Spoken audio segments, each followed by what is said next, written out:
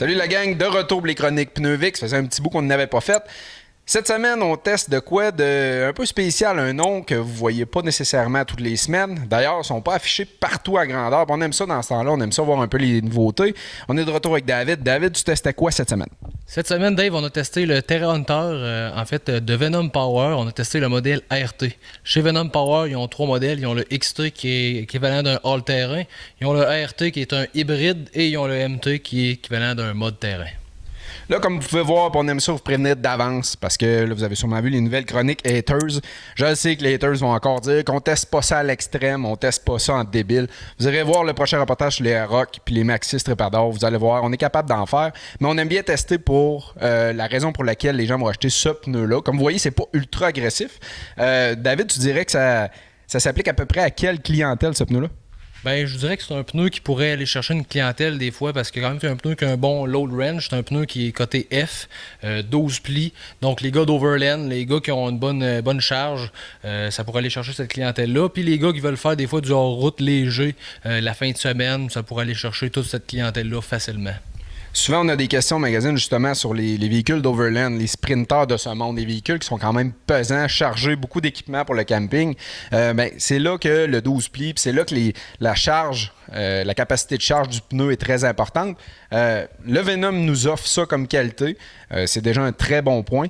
C'est sûr qu'on s'entend, l'empreinte au terrain, les encoches, comme on dit, c'est pas quelque chose qui va aller creuser. C'est pas un Maxxis, c'est pas un pneu de brouette extrême.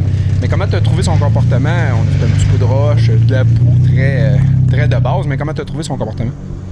Moi, je l'ai très bien apprécié. C'est pas un pneu qui était bruyant au niveau de la route. C'est pas un pneu qui était très tannant à utiliser de façon quotidienne. Mais quand je l'ai utilisé en route, c'est bien débrouillé au niveau de la roche. Hein, comme tu as dit, c'est pas un pneu extrême, là, mais au niveau du hors-route, c'est débrouillé quand même bien au niveau de la petite boue de la roche. Mais c'est pas un pneu qui va se vider là, comme un MT. Mais comme j'ai expliqué tantôt, dans le XT qui est un all-terrain, le RT c'est un hybride, tu as le MT qui est le mode terrain. Donc lui va se situer entre les deux. Donc il va se débrouiller encore là comme un pneu qui va être entre les deux, qui est dans le milieu. Petit fait intéressant aussi quand même à noter, le tread extérieur est différent d'un côté versus l'autre côté du pneu. Donc vous avez quand même le choix de le mettre du côté que vous voulez, puis ça va vous donner un mordant de flanc différent. Le mordant de flanc, là, la coche du flanc va aussi venir donner une protection supplémentaire à votre flanc qui n'est pas à négliger lorsqu'on fait du hors-route. Côté prix, c'est un prix qui se situe entre le Duratrac et le KO2, c'est-à-dire que c'est un milieu de gamme dans les côtés prix. Faut pas oublier qu'on a le fameux logo. Donc, peut être un avantage considérable. On le dit toujours, puis je vais continuer de le redire parce que c'est très important. Le logo ne veut pas dire que c'est un pneu d'hiver, mais veut dire qu'il faut adapter sa conduite, puis qui est homologué, donc légal au Québec de rouler l'hiver. Sinon, David, tu dis que c'est quand même un bon choix. Tu le comparerais à quoi, mettons? Je le comparais dans un pneu comme j'ai essayé. Moi, j'ai essayé le Ginel, j'ai déjà essayé un KO2, j'ai déjà essayé un Duratrac. Moi, je le considérais peut-être là, entre les deux, comme le KO2 ou le Duratrac. Peut-être un petit peu moins bruyant que le Duratrac au niveau de la route. Une gomme qui est surprenamment à molle, je vous dirais, là, au niveau de la dureté. Donc, ça serait essayé au niveau de l'hiver, voir comment il pourrait se comporter. Malheureusement, là, on n'est pas dans la saison hivernale pour faire un test routier.